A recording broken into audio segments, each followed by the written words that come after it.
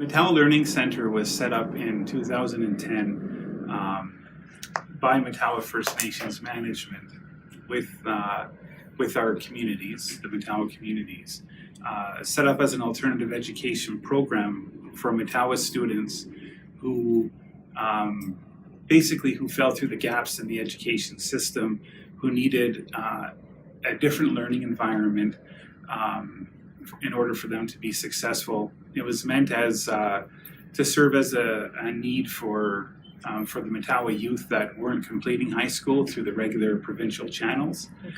And the communities wanted a program that met the specific needs of their students, from an educational perspective. Right. I think what Brad talks about, our communities really wanting that space that reflects Indigenous culture, really spearheaded or directed the Matawa Learning Center. As a result, I used to teach here too, so I kind of have both perspectives, Okay, yeah. coming from a classroom teacher Yeah. and then into this administrative role with Brad.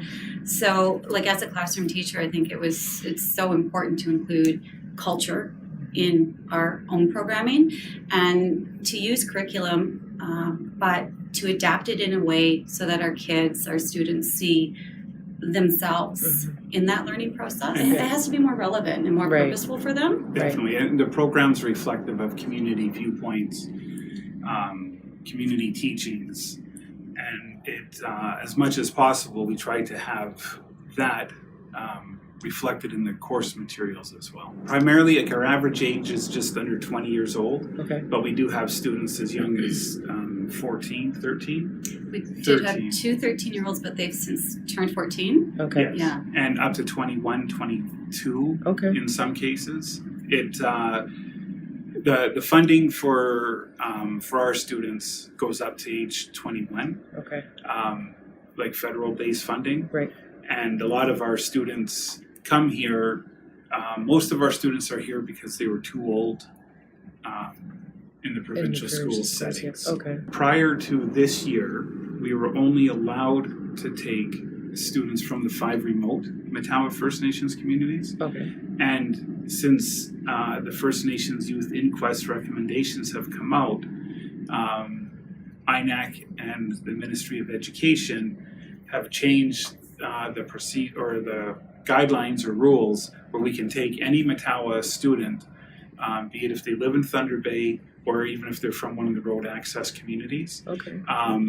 Through the work with the inquest, Matawa has been advocating with the other First Nations groups to lift these restrictions. Great.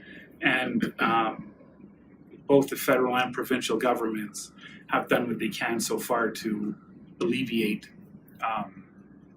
those restrictions Yeah. for us and our Okay. students. So this is the first year where we do have a significant number of students that have been living in Thunder Bay who are Matawa members who previously couldn't access our program Okay. before. The aim is totally getting those students supported and getting them their Ontario secondary school diplomas as, efficiently, but also in that such a way where their culture is in mind, they're reflected in curriculum, but basically getting them getting our students those 30 credits so they can graduate and either go into workplace, go on into post-secondary, whatever path that they choose. So it's providing those supports while they're in here to get them graduated. And we have continuous enrollment in our program, so a student can start with us at any point of the year in our program. We have that Okay. flexible programming option, Nice. but we also have we define success on an individual student basis. While the Nice. goal is to get them graduated, Yeah. we have students that, just due to their age or due to their circumstances outside of school, they won't continue. They won't graduate within our program for a variety of reasons. But like I said, success is defined for each student Right. on an individual basis. So whatever getting from point A to point B looks like for them is how we define success. And we have mental health supports, cultural programming. Yeah. We're going to have medical supports coming soon. We're able to accommodate addictions, mental health issues, academic issues. So, like I said, each student is at a different point in that spectrum, and so if they come in with a reading level of grade 3, well, if they get to a grade 8 reading level, that's a success. That's a success, even if they don't achieve graduation or whatever. Yes, right? or a high credit count. Right. You know, so we take each student where they're at, and we definitely have a whole student, a whole child perspective here. Yeah. And it's built into the programming.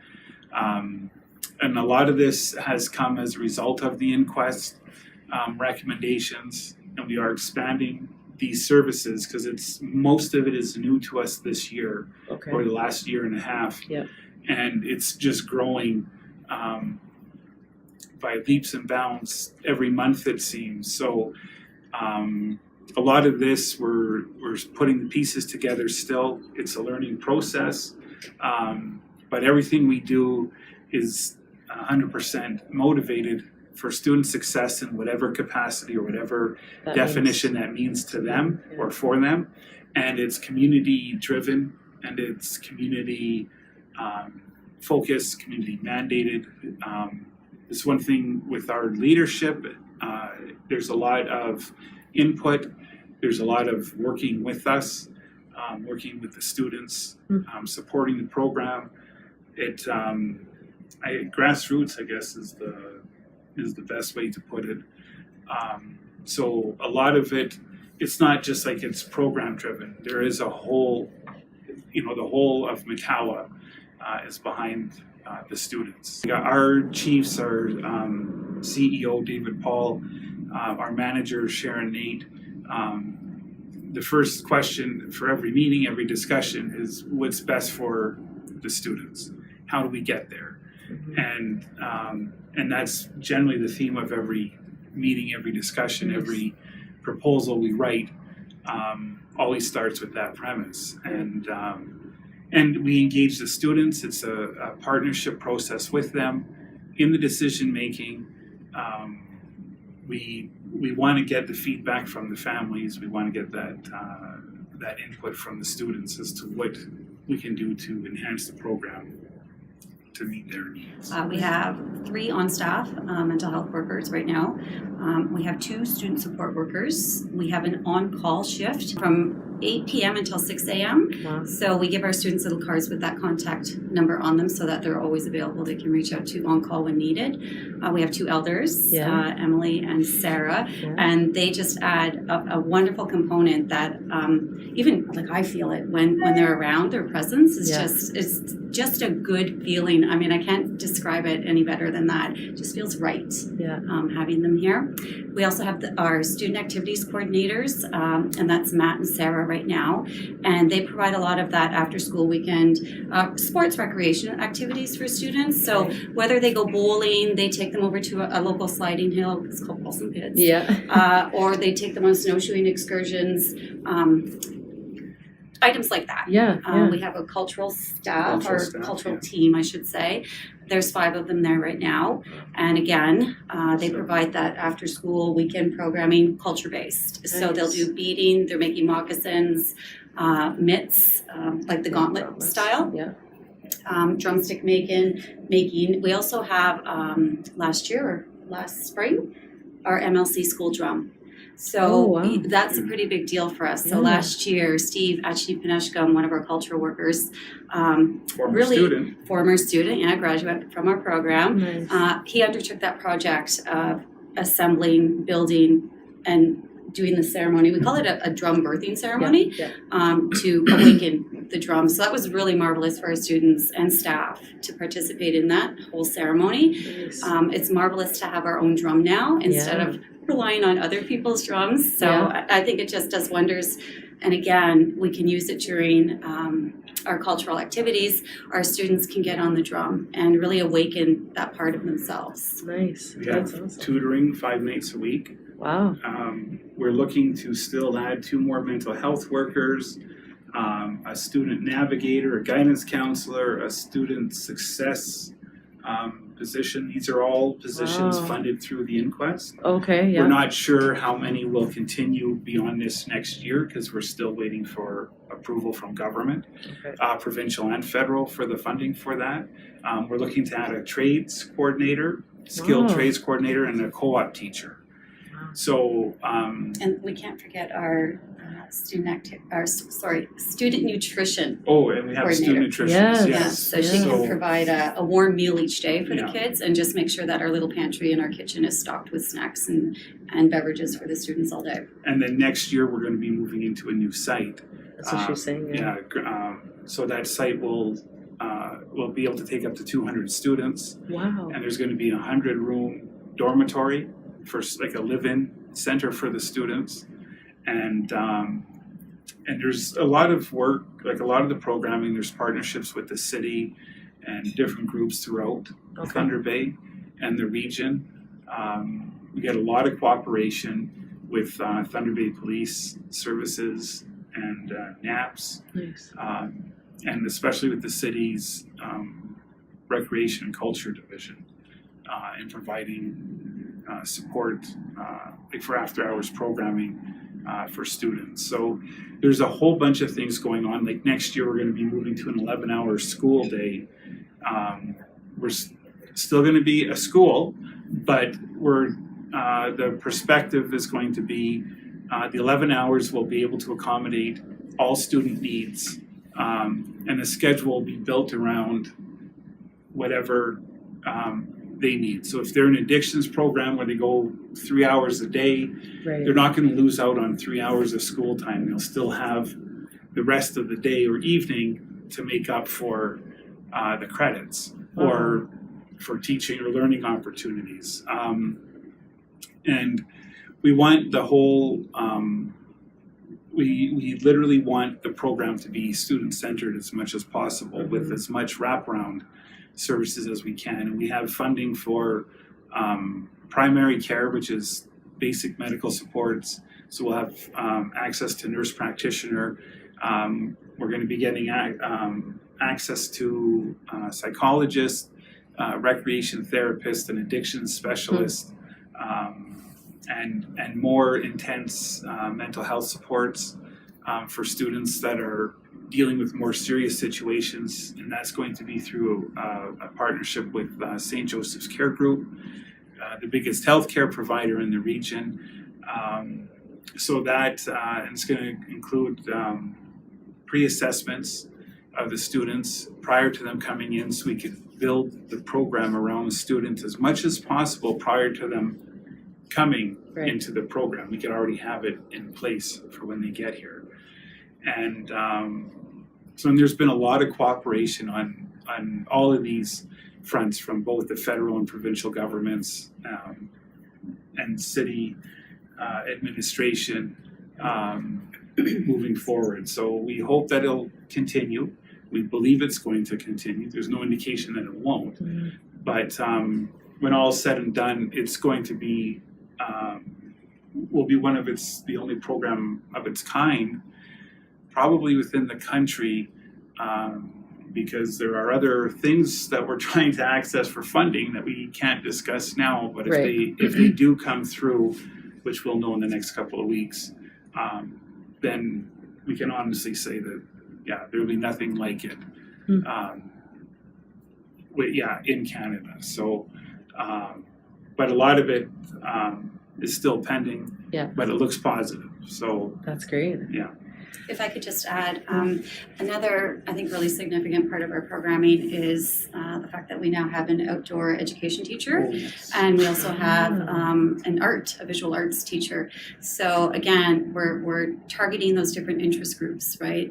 Different interests our students come here with. Yeah. But having this outdoor education opportunity brings our students out onto the land, and then we can do so much land-based education for them and really engage students with that natural component. Just being outside in the bush is just rejuvenating, it's refreshing, it's a different way of thinking, but I think it's also how I was raised. I used to go to my trap line with my family. When you're out in the bush, sometimes I would not like it very much, being taken from my nice little dwelling in the city and gone off into the bush for a bit, but I would always come back thinking, oh, that was pretty awesome. You know, ice fishing, trapping, moose hunting. So when we can, we're not moose hunting this year by any means, but our outdoor ed teacher has taken our kids ice fishing this year. We have a partnership, or we have used the facilities out in Quetico.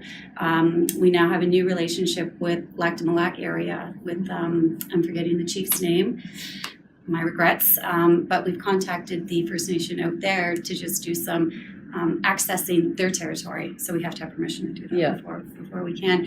Great. Nothing but welcome. And That's come do this with your students. And that's the same with Chief Collins. Yep. Fort William First Nation. Yep. Do a lot of land-based programming in their community.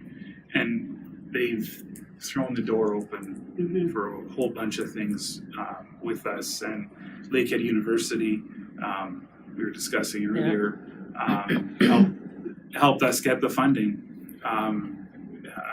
Did some research work with us last year, and we used that to get funding for the next 3 years. I think we have the funding for. So there's just been so many partners that have stepped up. Yeah.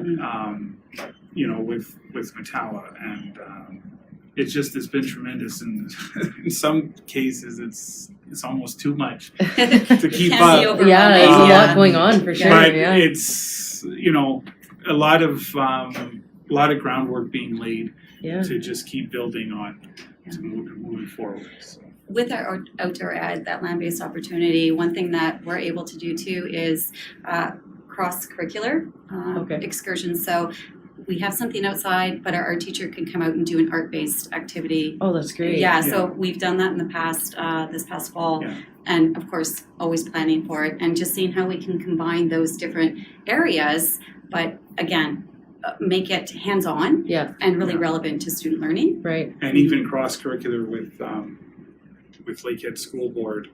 And we are looking for opportunities with the Catholic Board too. But right now, we do have 2 initiatives with Lakehead Public Schools through Superior Collegiate. So, a lot of principals, you know, from the high schools have been tremendous in working, in superintendents and you know, and such. So that includes not just outdoor ed, but also art programming as well. So that we're excited about that. And obviously, from both perspectives, the Ministry of Education needs to be aware of the partnerships, but they've also helped. They've helped us find the connective pieces and help with the paperwork and how to navigate through funding questions and stuff. So it's, like I said, it's really been full on deck, is that everyone's really come to the support of the students. Chief Collins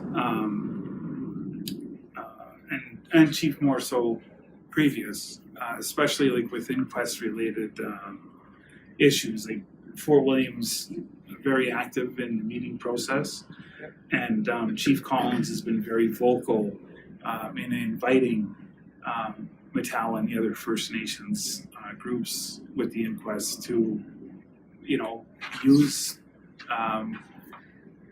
Fort William community as a partner, use the land for programming, look at partnerships with them. We've partnered with them on recreation activities, student initiatives for hockey programs, land-based programming, elder support. So it just, you know, moving forward, we're just keep building on it. And there's been, like especially within the city here, Fort William First Nation has been a major contributor and partnership developer. Yeah, and in our relationship with Fort William, we've met some Fort William First Nation members who are more than willing to help our culture program. So our outdoor ed teacher has a contact out there who makes canoes, like traditional birch bark canoes. So I know that that's sort of in the back of our minds about, making canoes with the students, that'd be awesome, right? And then tying in Fort William with that experience. Yeah. Going out to harvest the birch bark, getting the spruce roots. All has to be done at a certain time of year. Right. And a lot of that knowledge our students aren't aware of, Right. right? I know some because my grandfather used to build canoes, and he used to work at Old Fort William in the canoe shed. So that's exciting for me, just to give that opportunity for our students, but to have somebody who's knowledgeable in that area, like our contact in Fort William, and the willingness to share, I think is a really cool thing. Matawa Learning Center had standing, like we were a participant in the inquest.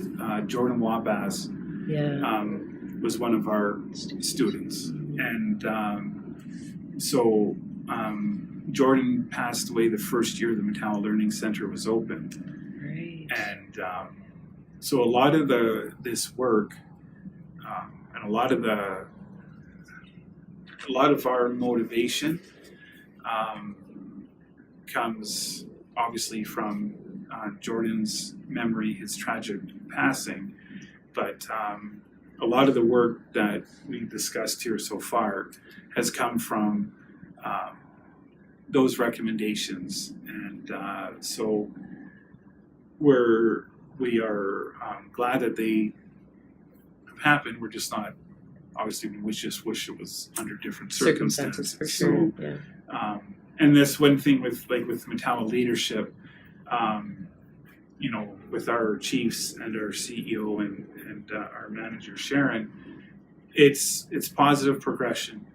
Don't forget the past, but we don't get held up, stuck, staying angry. It's, we have to build, we have to move forward with that as, keeping that front and center for why we're doing things. Right. And so that, and it's difficult, obviously,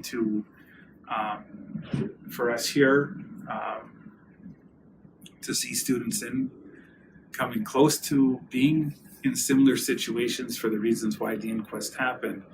And the goal for us and our partners is to try to, as much as possible, eliminate those barriers, eliminate those factors or circumstances to ensure that there is these supports for our students. So it's much more than just academics. It's much more than, what the classroom is. Yeah. And so that's where that whole student, that whole holistic yes. approach, yeah. The holistic approach comes from. And, and there's a lot more students who have passed and a lot more close calls than the public knows about or hears about. So we're, we don't want any more close calls. We don't want any more tragedies. And we do believe that our partners want the same too. So that really pushes you to want the wraparound approach, the social, the cultural, all those supports in place, and so that it's definitely. And this is where that student input comes in. We, obviously we're not students, and so we don't know the challenges that they face every day. We have staff that have experienced similar circumstances, and we have staff that have children who are going through it. But for us to hear it directly from the kids that are living it right now makes it much more real. It makes it much more upfront, because when they walk out our doors, it's scary for a lot of them.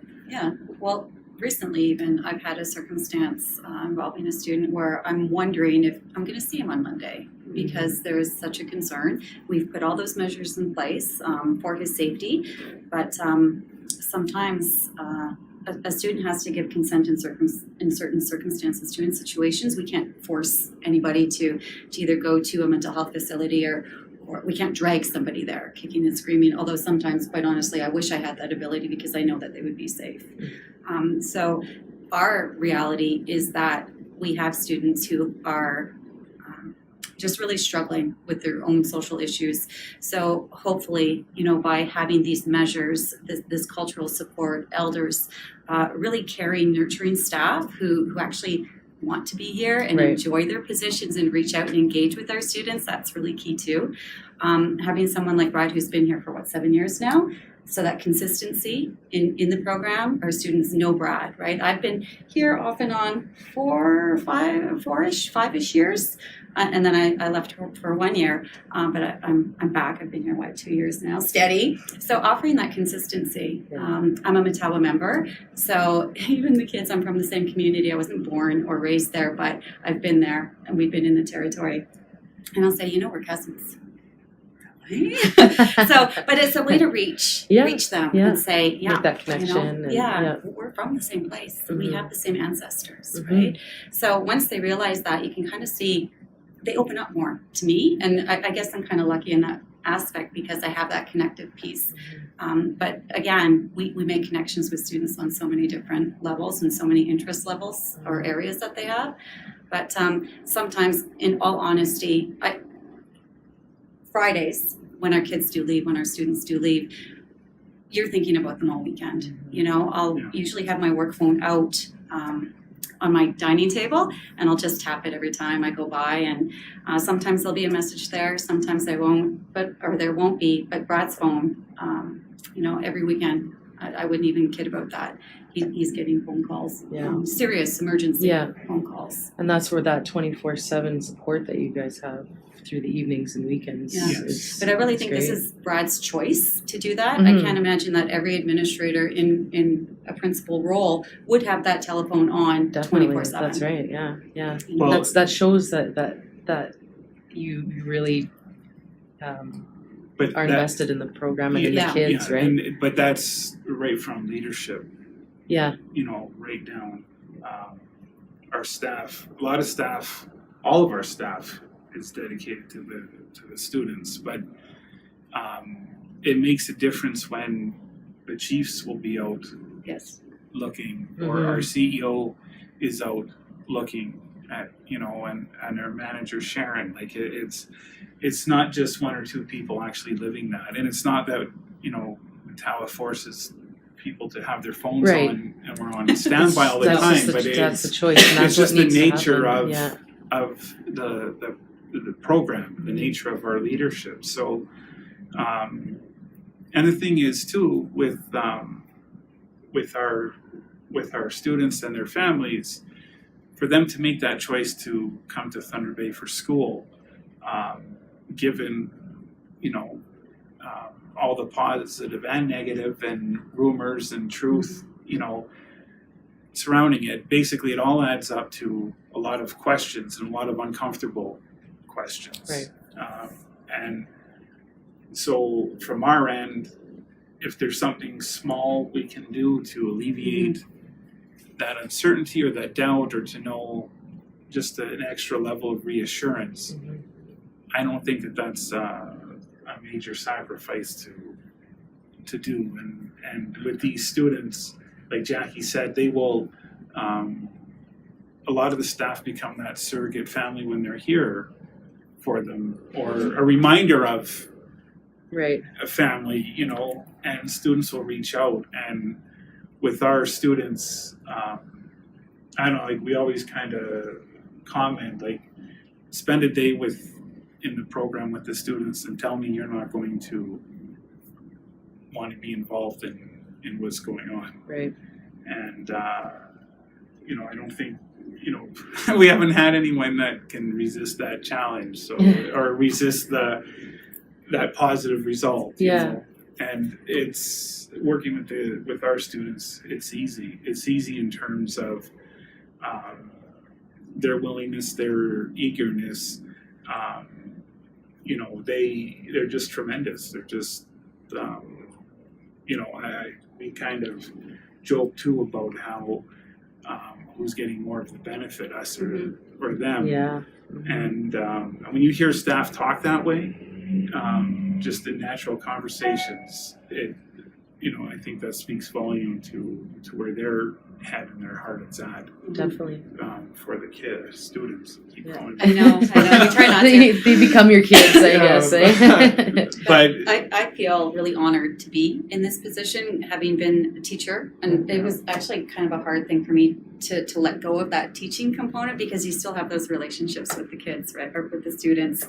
But now you're in a different role, so it shifts a little bit. But I still kind of sit next to them and what are you doing? Show me what you're working on. And but I can't let that go. Yeah. Right. And I think that's totally fine to continue doing that.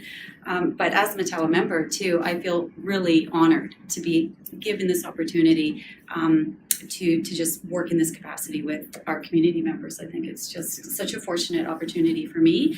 And going on what Brad was saying here about learning from our students, like, I'm university educated, I have my teaching certificate, all that kind of stuff, certification, qualifications, but these pupils over here, these students are incredible teachers. So I just wanted to share that. We learn every day from them. And it's the extraordinary piece of it is when we do the community visits, to actually see the communities, the parents, the elders, the community-based leadership. It's like a laser focus on student well-being and student support,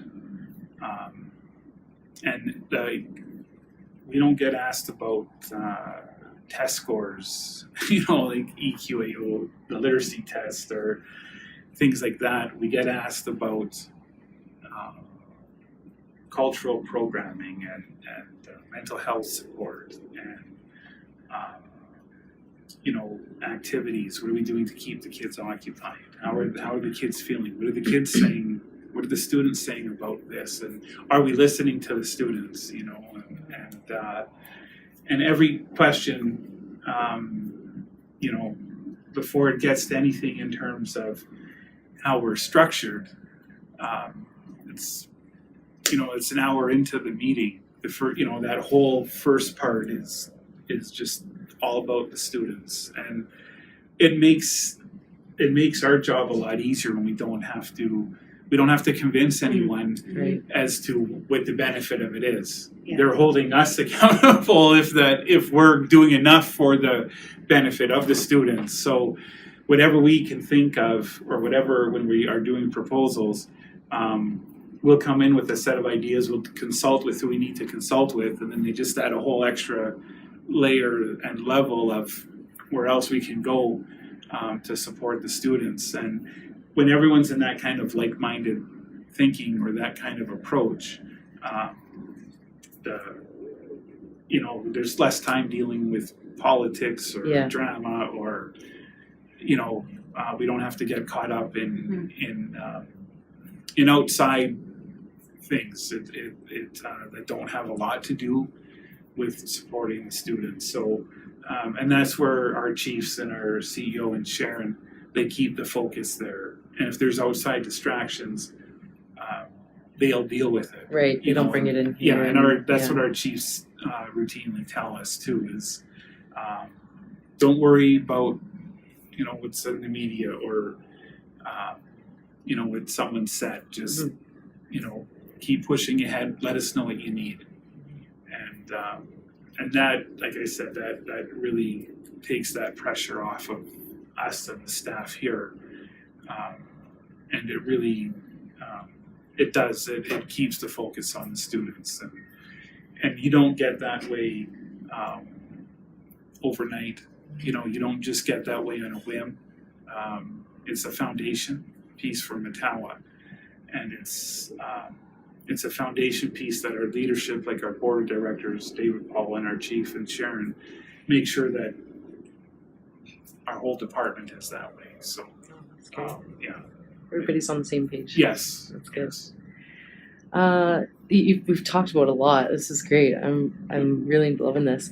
And so this one asks, in your opinion, what makes your program an example of excellence in Indigenous education? Well, I think what we were just talking about in terms from that leadership down, I think another component is the community voice, that grassroots campaign, the Matawa Learning Center began that way as the communities wanted this. It wasn't like it was driven by management. It was driven by the education authorities from the Matawa communities.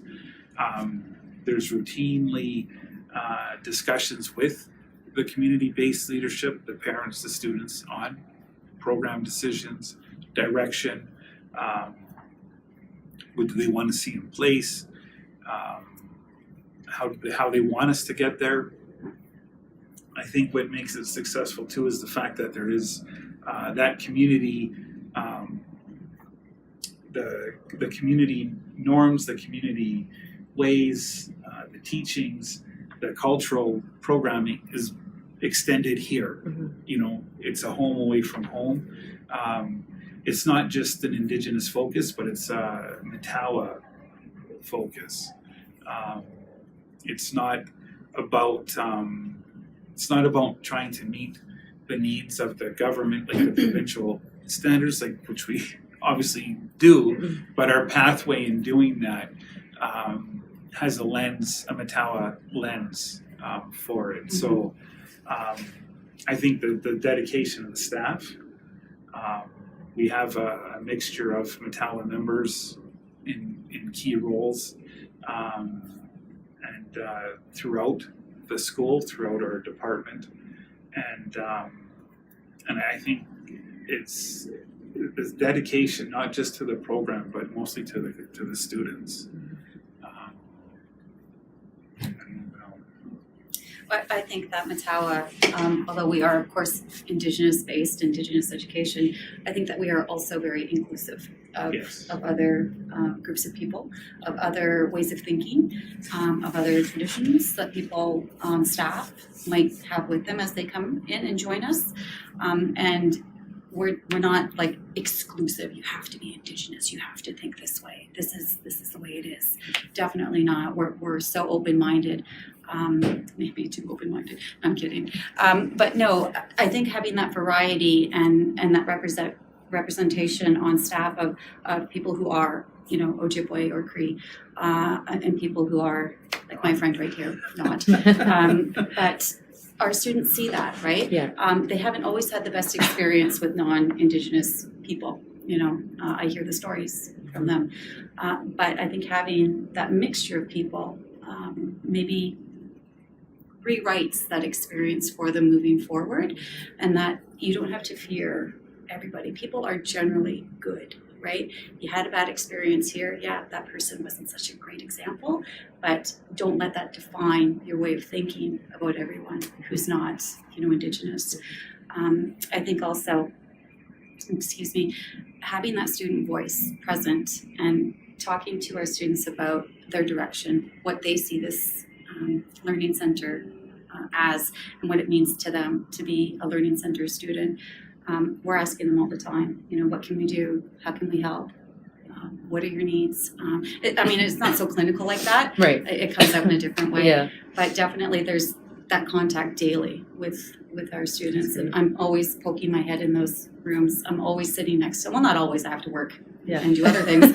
But I make it a point of my day, a part of my day, morning, afternoon, always checking in, you know, and also for other reasons too, for attendance and whatnot. But just to see how they're doing. What can I do to help you today? Is everything all right? Right? And that inclusive thinking, you know, there's a lot of respect between faith-based systems, Christian. We have a mixture of Anglican, Catholic, born again, Christian students here, and so there's a respect between, you know, where you're at, where your belief system is, and so we have partnerships with the different church groups in the city, different organizations. Students are respectful of other students, you know, way of living, way of thinking, and that comes from our leadership in the communities as well. So we've never been, like, there's never been interference in terms of trying to push a personal agenda within our program. Like I said, our leadership it's all about what's best for the students. They request certain things, but it's only because this is what they were asked for by their community, or this is what they know of their students already. And we do everything we can to ensure, that those are there for them. And like I said, it's that inclusive approach. Like the premise with our students, especially with younger people, you're talking about other cultural groups. With our students, they're very open. For them, it's who they believe cares about their well-being, and so we try to ensure that everyone, and we do believe everyone here does. So students gravitate towards who they feel secure with, who they feel they can trust, and we try to keep that as clear and transparent as we possibly can for everyone that comes into the program. So both staff and students. That's great. We've talked about success in different ways. How do you measure the success of the program? Well, for us, the success now, the criteria has definitely changed because of adding all these new pieces, and we will be adding all different levels of programming. So that is partly what we're trying to navigate through right now. For us, the definition of success, as we were talking about earlier, we literally were treating it a student at a time. Because for us, before, a lot of it was we were severely underfunded. We were I think understaffed to meet the needs. To meet the needs. So of our students. defining success was, when you're the underdog, is pretty easy because any success is success. Now that we're moving into a different area or a different level of support and programming, that success still needs to be defined, what it's going to look like. We believe that for us, the success is seeing the students grow, seeing them develop, seeing the level of programming and supports that are in place. Seeing them take some risks too in their learning and in their own direction. Sorry, I cut you off. No. Yeah. I was just going to say that. Yeah. So we, how are we going to measure success with our mental health program or our outdoor ed program or our cultural program and our academic program moving forward with all these supports? Well, we're going to have to recalibrate that. And we still aren't sure where all the funding's going to go and where it's going to end up, because a lot of the positions that we talked about, we don't know if they're going to continue past June.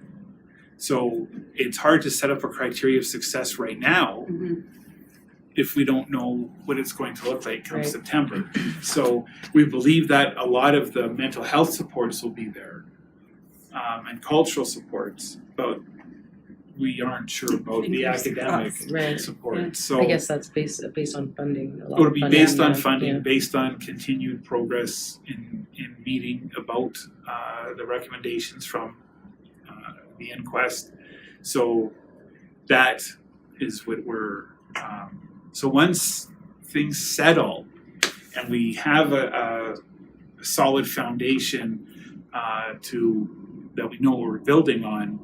Well, then I think we can start looking at defining success. We're still in the gathering stage, like we were sharing about the co-op program, the trades program, the mental health program. We got to add the student dormitory part, moving into a new building, the 11-hour school day. So our program, what it is now, we're going to be, we hope to massively expand on it. But until we know what will be supported and won't be, it's kind of futile right now to set up a criteria for success when we are in gathering stage Yeah. or acquisition stage. Yeah. So, and because it keeps shifting, and there's no pot of money identified for the inquest recommendations, we're dealing with 3 levels of government across 11 or 12 different ministries, all with different funding schedules for 6 months, 1 year, 3 years, and some of it's cross-funding. So this is what I mean. It's really hard to give a solid answer when we don't have a clear understanding yet of what that path is going to look like. Yeah. So it sounds like you're you're in the midst of a lot of changes, a lot of growth, and so it's kind of hard to really definitively measure a success at this point right now. Yes. But yes. I from what I'm hearing, even just that expansion, that growth, that is a huge success. That, to me, that says that you are very successful in your program because you need to grow. Like you're Yes. having to expand. That to me, that speaks to success in itself. I think having these mental health supports now, when I was a teacher here, it was myself, Brad, plus 2 other teachers. That was our staff. Yeah. We didn't have nutrition. We didn't have after hours anything. No culture program. No student support workers. No on call. No Forget about it. activities. It was 4 of us. Yeah. At one point. So having all of these different resource people is just a dream come true in a sense for me. So to me, that's success, where we can now offer these supports to students at different, I guess, areas of needs and different areas of needs at different levels for what the student needs. Whereas before, honestly, it fell to 4 or 5 people max. And I'd be taking a student up to the hospital because they need that. They need to go there. There's an emergency. We had protocols in place for that too. But now we have these resources with our student support, on call, elders, mental health. Now I can make a referral to that team and say, help me out here. I'm not a mental health professional. I don't have that kind of training or the expertise that our staff in mental health does have. So I'm not going to kid myself. I know what I can do. I know that's not my area of expertise. So I can pass that student on and then still stay connected with that mental health team regarding the student, right? Yeah. So to me, that's success. That's great. Yeah. I want to kind of segue there because you were talking a little bit about funding. So can you speak to a little bit more about where all your funding comes from for the program? Well, Do you have a chart? Maybe we should draw this out. Pre-inquest recommendations and that work, we were mostly tuition driven. We would Like tuition agreements with yes, communities? with our communities. Okay. There was no provincial funding, and there was little additional federal funding. Then over the last couple of years, we've been able to access federal funding, and then with the inquest, we now get provincial and federal funding in different areas for different programs. It does get confusing as to, like, we don't get funding for special education right now Okay. because we don't, under certain guidelines under INAC, we don't submit our own nominal role, so we don't qualify for that, but we're in the work of changing that. We weren't able to access a lot of provincial programming or funding previous to this year, but we are in the process of changing that with the provincial government and the Ministry of Education. So it's hard to, like, what our funding looks like right now. Like I said, we don't even know what it'll look like on April 1st or Right. after June 29th. So those meetings are taking place. There is increased funding from INAC. Okay. For next school year, we do know that for sure.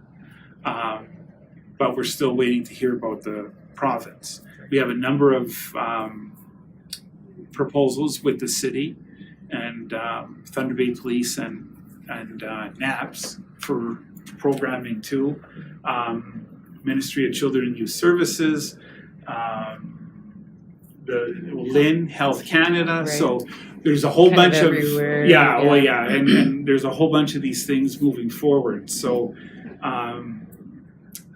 so for next year, like we got a lot of funding for mental health and medical supports from Health Canada, and in our working relationship with the St. Joseph's Care Group. We got INAC funding for cultural programming, but a lot of our academic side of things is what we're like extra teaching positions and coordinators, like for trades program or distance education. I forgot that one. Co-op, like this we don't know. Okay. So this is, like I said, it's kind of a shifting structure or shifting foundation. And so right now we are getting it from federal and provincial across numerous areas and funding pots. But like I said, that still hasn't been stabilized yet. Okay. But government has so far really seems to have stepped up to pull from different areas to support the students. That's so, great. Yeah. Another thing that our staff does is they'll write proposals for any grants that they see applicable to programming. Like our teacher will apply for grants that she sees from the Ontario Arts Council. Right. We've also applied for city municipal grants when they've been available.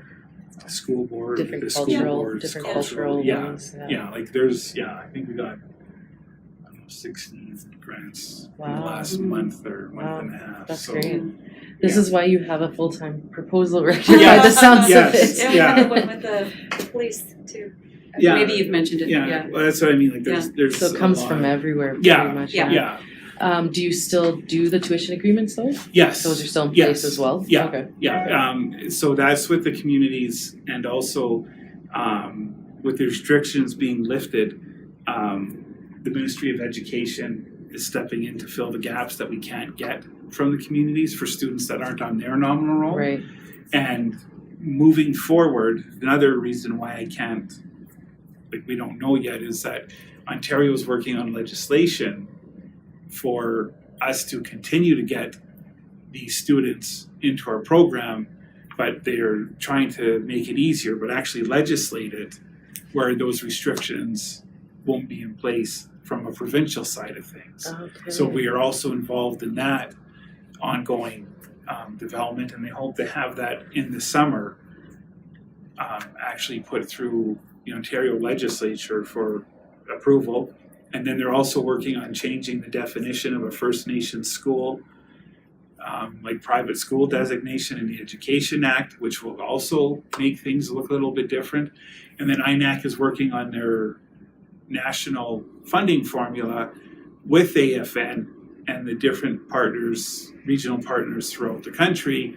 And we also are at that table to discuss what that's going to look like. So Lots next year and the year after, so the funding, how we're going to get it, it will change. We just don't know how much it will change, and we just don't know where it will come from, in those changes. So that is all things that are ongoing. So mostly what we talked about, we think a lot of it will continue for next year, but then starting in 2019, September 2019, it's just going to look completely different. Right.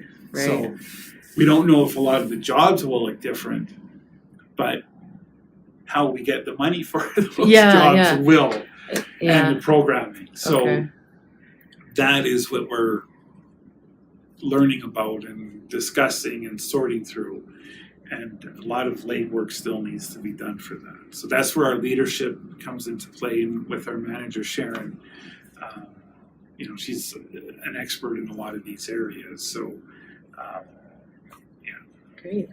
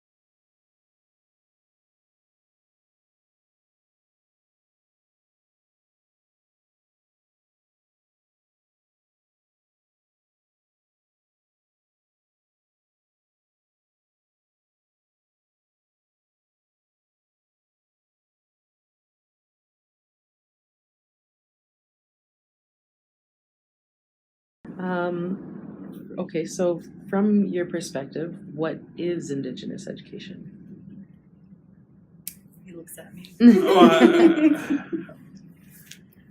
I think being Indigenous myself, it's but being mindful of my people.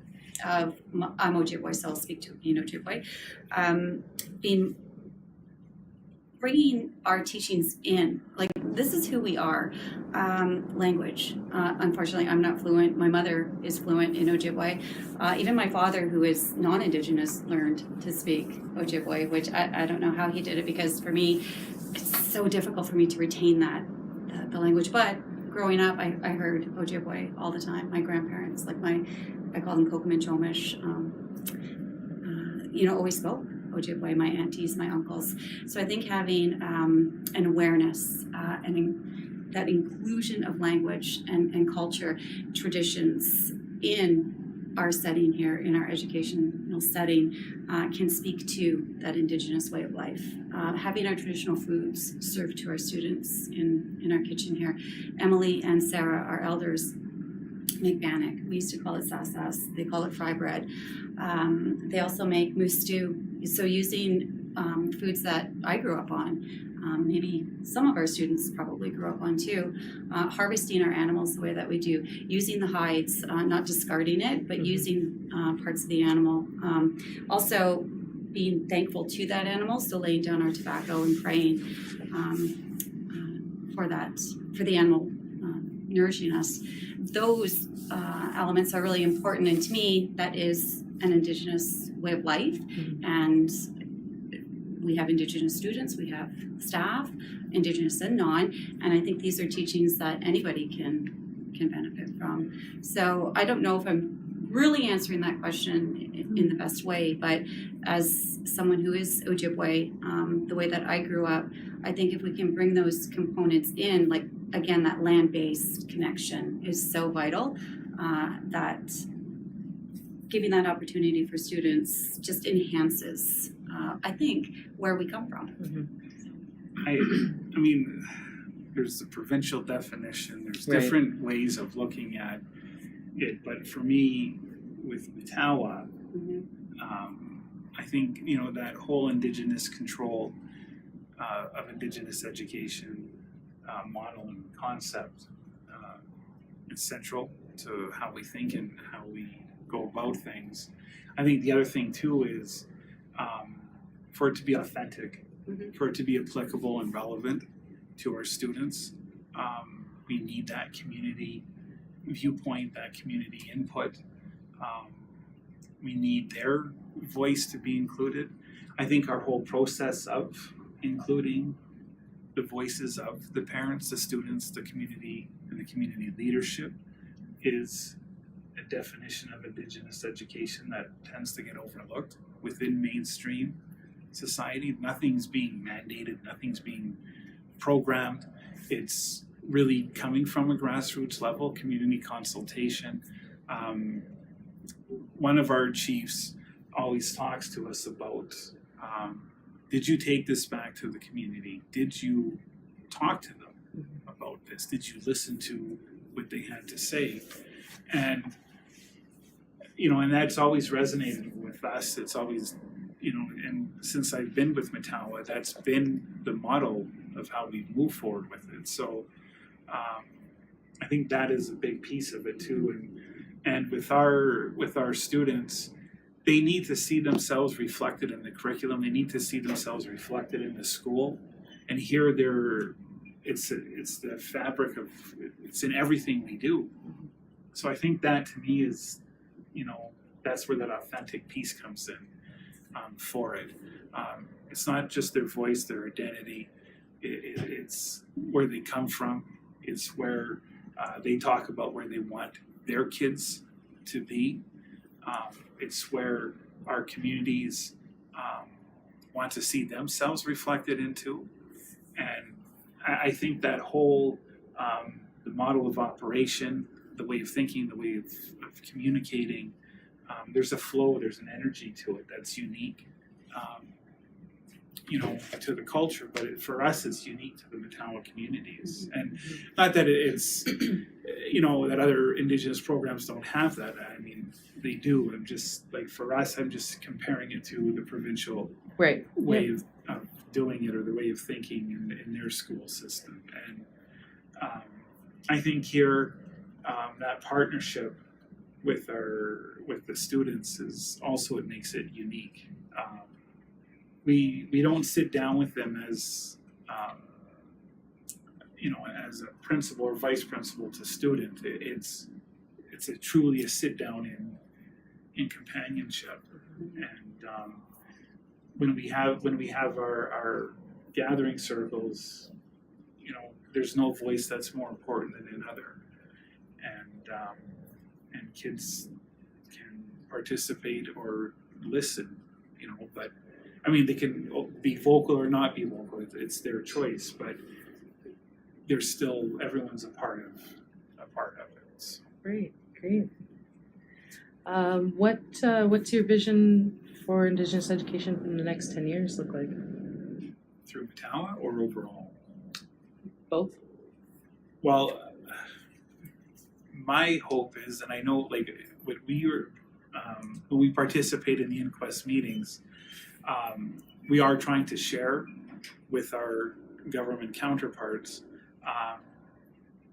the viewpoint to the community, the viewpoint to the students, trying to help them become better caretakers of, funders of, partners of First Nation groups, or working with students, depending on who our audience is. So if it means that we're meeting with the Ministry of Education and they're looking to put out new curriculum, well, we are providing input into it. We are discussing with them the challenges that we see in what they're trying to do, or what's good about what they're doing. So we'd like to see our students reflected more in the overall provincial system, more reflected in the schools, especially in our region. We want them to be comfortable wherever they go. Mm-hmm. We want teachers and principals to be comfortable incorporating Indigenous education into their classes. We want them to be comfortable to ask questions. We want them to feel secure that in trying to do something different than what they've been trained to do, or in what they've been raised to do. For us, in 10 years, we want to see Matawa be a leader in Indigenous education, in programming, holistic supports, in how we want to do it through research. We want to do it with student input, continued community input. We want to, as much as possible, we want the curriculum to be completely infused from an Indigenous perspective, as much as we can, while still being maintaining the credit integrity from the Ontario Ministry of Education standards and expectations. So we are developing a framework in one of our partnerships to do that. And we are developing our staff to become better equipped to do that. So it's a learning process for us as well. Because what we're trying to do, like, we hear talks of it happening in pockets across the country, and that's great. We're just trying to be another one of those pockets. And we want to do it properly. We want to do it in a way that is authentic and real, not just to our program, but for our students and the communities we work for. If I could just add some items here. I think when Brad mentions provincially having Indigenous, curriculum, but that it's my hope that within 10 years or now, that the delivery of that Indigenous content is done by provincial teachers, but in a way that it is authentic, that they're just not doing it to get it done, but that there is... Yes. To check off exactly. the box. Yeah. But to have a little bit, just authenticity in that delivery method is what I'm getting at. The other thing, as Brad was speaking, I was thinking about just that student perspective again, to have an Indigenous form of education. To me, and within this 10-year, what that looks like to me is giving those Indigenous students options in their education. Yes, we can meet the needs, or we aim to meet the needs of those students who, maybe the provincial system wasn't the best route for them. So keeping a school like ours open and accessible to get those students, right, and to support them through their education and their educational goals. But also, I envision a model like ours, the Matawa Learning Center, in different areas of the country. I also envision, is there a way that we can provide an education system or methodology like this and make it community-based? So to bring that, what we have here, but reach out, do that community outreach in a way. So those are just some thoughts that I have personally about Indigenous education and what it might look like years from now. So, based on what you guys are saying, what sorts of materials, resources, information are things that you would need to make that happen? To make your goals, your dreams kind of come true, sort of thing. Well, we need to, resource materials, from our side, or my thinking is we need to continue to invest in community input into the program. We need to hear the voices of the communities themselves. We need to have elders. We need to have the language be a part of our programming. We need to develop resources too that can be used in math and science and history and English class, and not only develop those resources, but we need to make sure that our staff is trained in using them, in developing them, and taking it to another level. We need to develop and continue to develop partnerships with like-minded groups and organizations and individuals who can help us get to the next level, get to the next point in that journey. And I think that, and with the funding, obviously a lot of stuff comes down to funding. Right now, it does appear that both levels of government, provincial and federal, seem to be like-minded partners with us in a lot of areas of education. So we hope that work continues. It needs to continue. I think the other piece, though, too, in bringing in the previous question, in 10 years, the exciting part is there's a lot of young Indigenous professionals, educators, social workers, mental health workers, medical professionals that are really, they're coming and they're here and they're getting positions, prominent positions within government, within industry, within organizations, their own business, a lot of consultants, working in both the provincial school system, in First Nations education as well. So I think in 10 years, as more of these young people gain experience, gain more qualifications, gain promotion within or where they're working, I see a lot of this stuff just going into fast forward mode in a very positive way, and you really see it reflected in. We see it now, but when we are looking for new staff and when we're talking to different groups, like be it the medical or mental health fields or professions, I'm hearing more names are First Nations, they're from First Nations communities in our region, former students of ours, are working at the hospital as nurses, or they're taking on a management position in a ministry or government level job, and I see them former students in the provincial system teaching.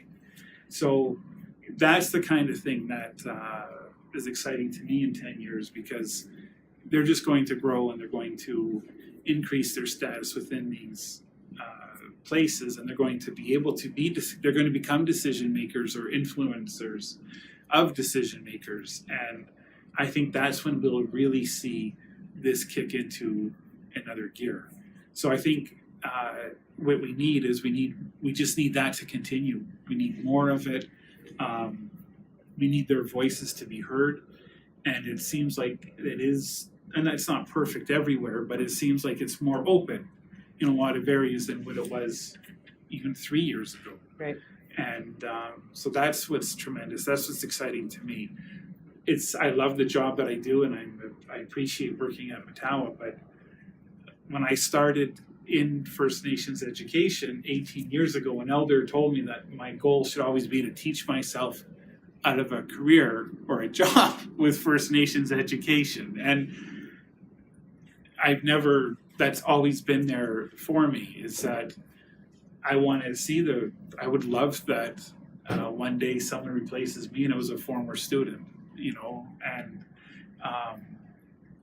that, I know it's always good to have a blend of employees, but it would be nice that if Matawa had too many First Nations people applying, or Matawa members applying for the jobs, Right. because it means they're qualified. It means that they're, there's so many people out there who can do the work. So that's what we need to really see, and we are seeing it.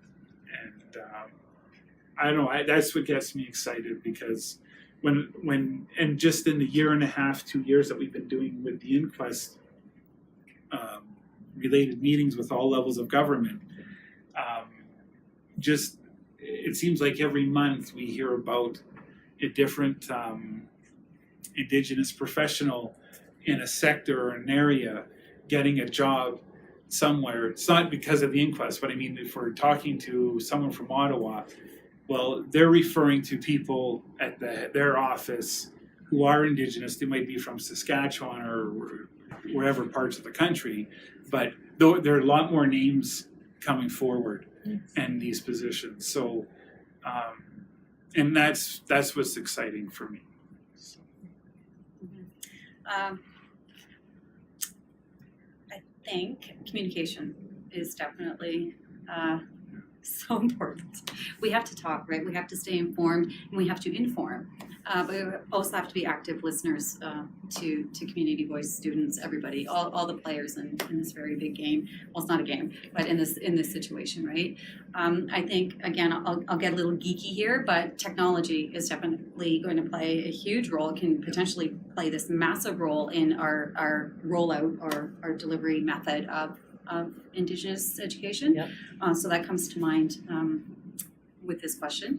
And funding, you touched on that already though, but the reality is we are funding based in so many ways, right? And without dollars, it really limits our capability. So it's my hope, we're under these circumstances in light of very tragic circumstances regarding the deaths of 7 students, First Nation students in Thunder Bay. And that in itself is just a tragedy. Each one of those families, and just the grief and the loss and of that potential life and where that young person would have ended up.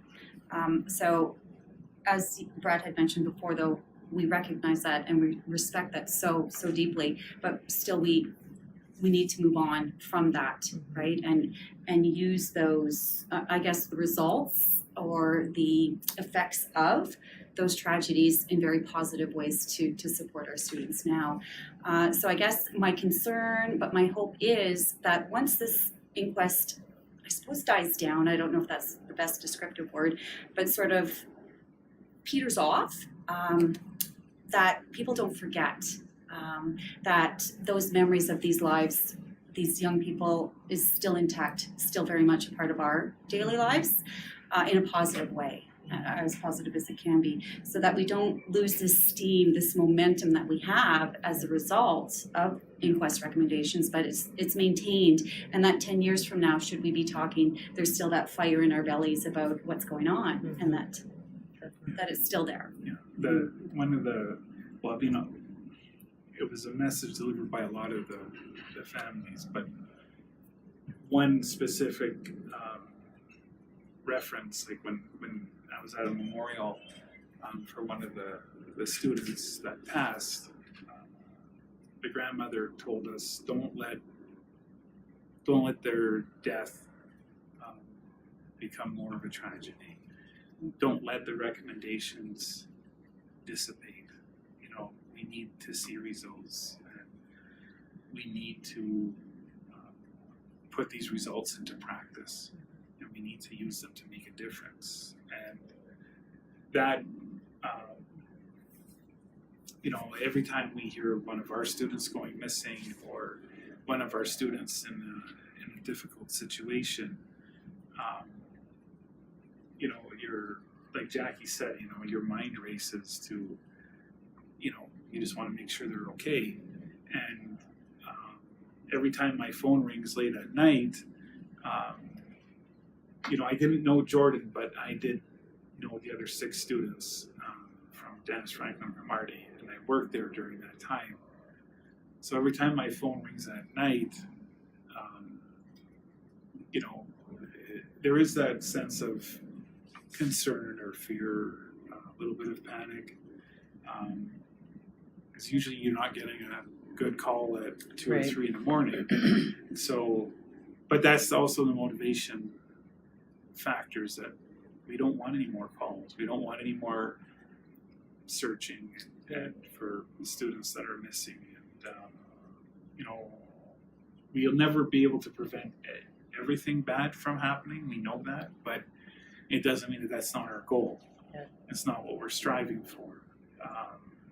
So in 10 years, I think if we continue on the path that we're on, I think if government continues on this path, we know that there will be changes, obviously, but if we continue to move forward in that direction, then we won't, to us, you know, we will be honoring the students that passed, and while their deaths were tragic and senseless, it doesn't need to be more so moving forward.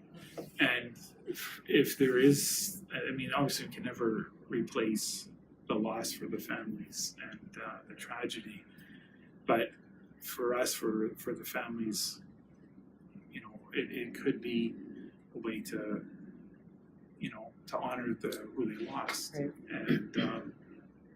And I personally, we've seen a lot of great things happen.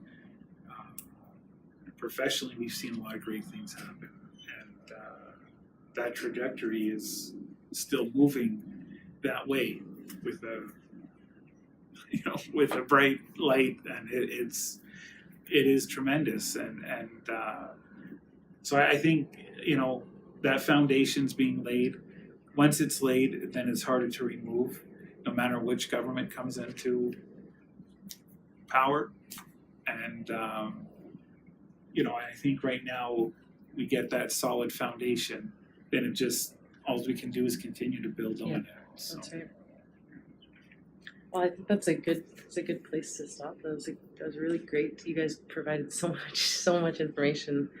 I guess just the last question is, are you willing to share any supporting documentation about the program with the NCCIE? Yes. And I guess you might want to talk to your superiors about that, but yeah. Okay.